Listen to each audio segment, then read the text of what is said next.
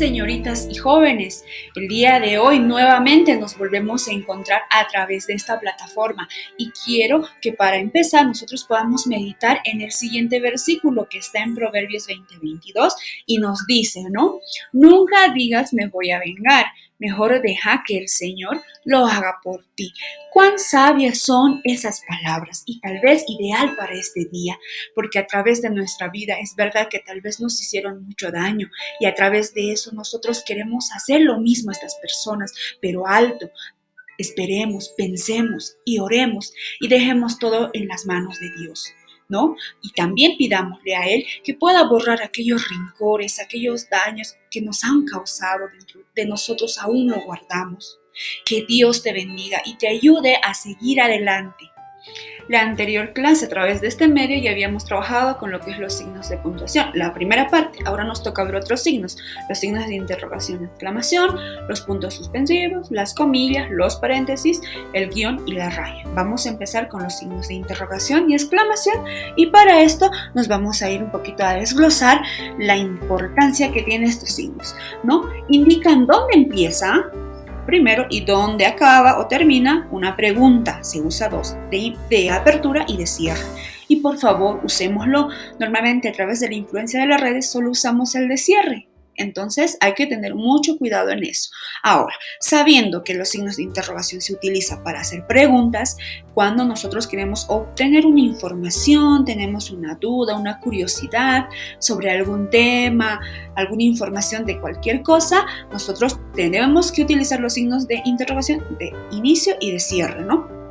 Ahora bien, hay casos en los que toda la oración o la frase que uno emite no le debe llevar los signos, va a depender de la intención que tiene. Y solo la frase que exprese la pregunta debe llevar los signos de interrogación, como por ejemplo, ayer no viniste, ¿qué pasó?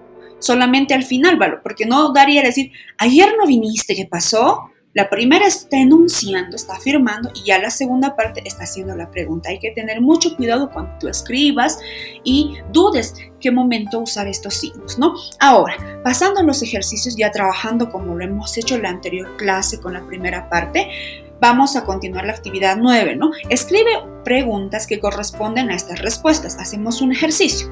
Hemos pasado el fin de semana en casa de los abuelos. ¿Cómo sería la pregunta esta?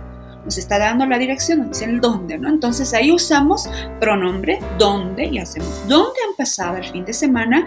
Hemos pasado el fin de semana en casa de los abuelos. Está afirmando el lugar. Ahí ustedes van a completar las demás preguntas, ¿no? Vamos a continuar con los signos de exclamación. Al igual que los de interrogación, estos se indican dónde empieza y dónde termina, porque son dos, una exclamación. ¿Y cuándo usamos una exclamación? Cuando nosotros queremos expresar un estado de ánimo, una alegría. ¡Qué alegría verte! ¡Qué triste estoy! ¡Ay, me siento muy cansada! Entonces, en esos momentos que nosotros expresemos estados de ánimo o decir ¡ayuda!, usamos los signos de exclamación. Tendemos a usar solamente el de cierre, incluso algunos para enfatizar el sentimiento, ¿no? Usan infinidad de signos de exclamación, en eso hay que tener cuidado, porque solo va uno de apertura y uno de cierre. Cuidemos, ¿no? Ahora, en las actividades nosotros vamos a continuar. Dice, ahora, hay que inventar oraciones exclamativas con los signos, ¿no? A estas situaciones. Por ejemplo, estás en un desierto. Llevas caminando 4 horas, un desierto con inmenso sol, te imaginarás, y no tienes agua. Entonces, cada uno puede tener diferente opinión. En mi caso, les pongo el ejemplo, ¡qué cansancio! Me muero de sed. Entonces estoy ahí haciendo un enunciado, una oración exclamativa, estoy usando los signos. No te olvides, por favor, en los ejemplos, usar los signos de apertura y de cierre. Continuando, vemos ahora lo que es los puntos suspensivos, ¿no? Cuando trabajamos sobre estos puntos, son 4 puntos. Mentira, solo son 3 puntos. 1, 2, 3. No hay más puntos suspensivos, ¿no? Estos puntos indican una pausa o una interrupción, un espacio, ¿no? Ahora vamos a ver un video. Los puntos suspensivos indican que una frase queda incompleta, es decir, su sentido es inconcluso.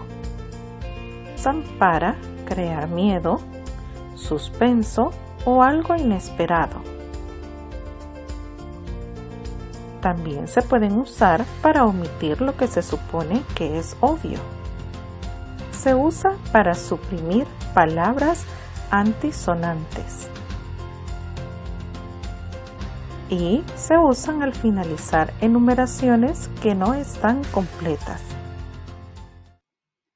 Es bueno reforzar, ¿no? Y entender a través de este video la importancia de los signos y el uso correcto, ¿no? Del mismo.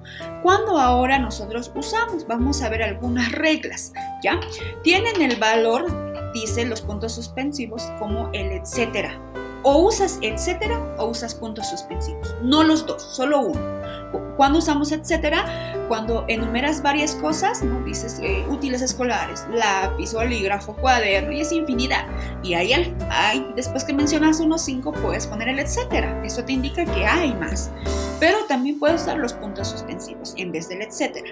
Tener cuidado en eso. Ahora, también para señalar, al copiar un texto, ¿no? Que tal vez alguna parte del texto no es necesario. Entonces lo extraemos y ponemos los puntos suspensivos para omitir ese espacio. Y cuando ve uno los puntos suspensivos en medio de un texto o párrafo, entiende que esa parte ha sido omitida porque no es relevante en la información. Otro, ¿no? También cuando queremos indicar un enunciado que está completo, tal vez falta decir algo más. A veces hay los puntos suspensivos, ¿no? Como uno lo viene de ahí, lo entiende como suspenso. Da a entender. También para dejar incompleta una expresión y quién sabe, quieres que otra persona lo complete. Entonces, en la práctica tienen que escribir enumeraciones incompletas utilizando los puntos suspensivos. Por ejemplo, lleva en su mochila ¿qué? Libros, cuadernos, colores, diccionarios, no se olviden la coma y al final los puntos suspensivos. Solo son 3, no podemos usar más puntos, ¿no? Veamos algunas reflexiones en cuanto a lo que son los signos, ¿no? Por ejemplo, recuerden, en el español se colocan signos de interrogación y exclamación al principio y al final. Y pueden un poquito ahí leer lo que dicen estos signos. Dice, con esto de las redes sociales ya no me usan, está triste. Lo mismo me pasa a mí, el otro signo de interrogación. Y tenemos ahí otro signo. ¿Qué van a contar? A mí la K me ha quitado el trabajo. Estamos hablando de la C en algún caso. Y miren cómo a veces si estos signos hablaran, demuestran su tristeza. Por otra parte, en español los signos sabemos, ¿no? De exclamación y de interrogación van en pareja, ya les he dicho. No lo olviden. Es elemental. Pobrecito, porque el otro está buscando a su pareja y él está triste. Otro. A los signos de exclamación les da mucha ansiedad estar solos. No se olvida de ninguno. Y como dice el diálogo, ¿has visto a mi compañero? Solía estar ahí al principio y ahora no está. Pobrecito, pensemos también en el sentir, si fuera así, figuradamente, ¿no? Ahora, los puntos suspensivos. ¿Cuántos hemos dicho? Solo son 3 y había ahí 4 y dice, bueno, ya veo que sobro y se va. Y el otro, y nunca se escribe con etcétera. Yo solo me basto y sobro, el etcétera hablando, ¿no? Vean que a veces es bueno ver algunas de estas expresiones para entender la importancia que tienen estos signos. No fueron creadas para estar de adorno, sino para ser usadas. Ahora, vamos a trabajar con lo que son las comillas. Las comillas enfatizan que una frase, una cita textual o un dicho, o sea, como que van a resaltar, darle un toque a esta frase, idea, dependiendo. Y también vamos a ver un video para complementar la explicación. Comillas. En castellano se utilizan 3 tipos de comillas, aunque todas ellas realizan la misma función. Tenemos las comillas bajas, las comillas altas y las comillas simples. Cuando en un texto formal se utiliza intencionadamente una palabra o expresión excesivamente coloquial, utilizamos comillas. Por ejemplo, las expectativas de venta de esta empresa se han disparado con el lanzamiento del nuevo producto. Como podemos ver, la palabra disparado es la que está encerrada entre comillas y justamente para hacer énfasis en ella. También se utilizan para indicar que una palabra o expresión se utiliza en sentido irónico. Por ejemplo, este profesor es realmente bueno. La palabra bueno, encerrada entre comillas, quiere decir que el profesor es muy malo. Entonces vemos la importancia también que tienen las comillas de su signo. Nosotros tenemos que comprender a grandes rasgos cuando usamos, cuando elaboramos citas textuales. Ya en textos académicos tendemos a sacar citas para respaldar el trabajo, la teoría, usamos citas textuales, ahí van entre comillas, también para reproducir las palabras de otra persona, en comillas, ¿ya? También para indicar que una palabra es extranjera o que utiliza un tono irónico, ¿no? Dependiendo, quieras resaltar esa palabra. También para nombrar obras de arte, de películas, nombres de instituciones, títulos, ¿no?, de libros y de diferentes que quieres resaltar, entre comillas. Ahora, en la práctica también van a utilizar las comillas en lugar de la raya para reproducir las palabras de la persona que habla. Por ejemplo, su madre le dijo, vuelve pronto para ayudar a tu hermano. Entonces, ¿cómo va a ser el ejercicio? Su madre le dijo, las comillas de empiezo, vuelve pronto para ayudar a su hermano, ¿no? Y está. También de apertura y de cierre. Los paréntesis son signos dobles que se usan para insertar en un enunciado una información, ya sea explicativa, quieras aclarar en una idea, necesitas al medio hacer una aclaración. Ahí usamos paréntesis. También quiero que podamos ver el siguiente video para... Los paréntesis son signos de puntuación que siempre se deben usar en pares. Sirven para encerrar información.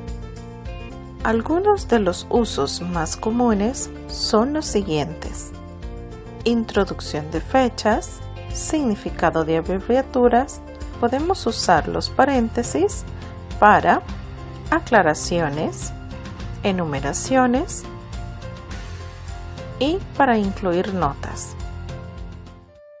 Los paréntesis se usan para introducir aclaraciones. Ya les dije, por ejemplo, la selva del Amazonas, y si queremos aclarar sobre la selva del Amazonas, es el mayor pulmón del planeta. Estamos haciendo una aclaración en paréntesis. En algún caso, a veces esto varía con las comas. Puede usar entre comas o paréntesis. Es válido, ya depende del que escribe.